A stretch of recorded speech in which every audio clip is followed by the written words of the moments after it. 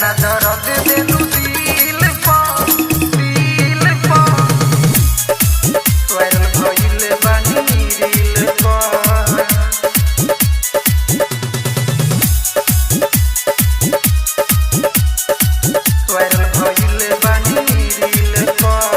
इतना दर्द देलू दिल पा हम वायरल भइल बानी रील पा वायरल भइल बानी रील पा इतना दर्द देलू दिल पा हम वायरल भइल बानी रील पा करत रहलू घमंड काहे करत रहलू घमंड काहे चेहरा अपना हसीन पा इतना दर्द देलू दिल पा हम वायरल भइल बानी रील पा इतना दर्द देलू दिल पा हम वायरल भइल बानी रील पा इतना दर्द देलू दिल पा वायरल भइल बानी रील पा mix by AG recording studio.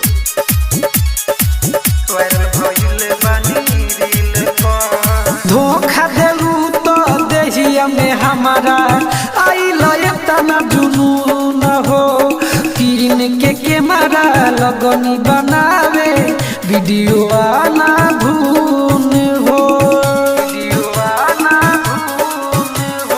धोखा देलू तो देहिया में हमारा आइल इतना जुनून हो किन के कैमरा लगनी बनावे वीडियो आना धून हो हम तो मारत रहनी तोहरा हम तो मारत रहनी तोहरा उठवा के रे तिल पर इतना दर्द देलू दिल पा हम वायरल भइल बानी रील पा इतना दर्द देलू दिल पा हम वायरल भइल बानी रील पा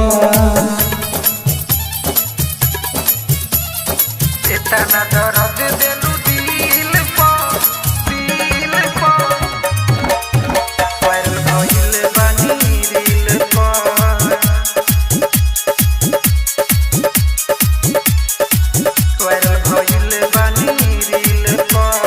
ट्रेंडिंग में चलताटे सुन हमरे नाम हो नइखे यकीन त खोल के देखला तू हो इंस्टाग्राम हो ट्रेंडिंग में चलताटे सुन हमरे नाम हो नइखे यकीन त खोल के देखला तू हो इंस्टाग्राम हो सनोजा प्रेमी सरवन बेदरदी सनोजा प्रेमी बी के बिहारी फैल भइल बड़ फील पर इतना दर्द देलू दिल पा हम वायरल भइल बानी रील पा इतना दर्द देलू दिल पा हम वायरल भइल बानी रील पा एजी रिकॉर्डिंग स्टूडियो रोशनपुर सपहा।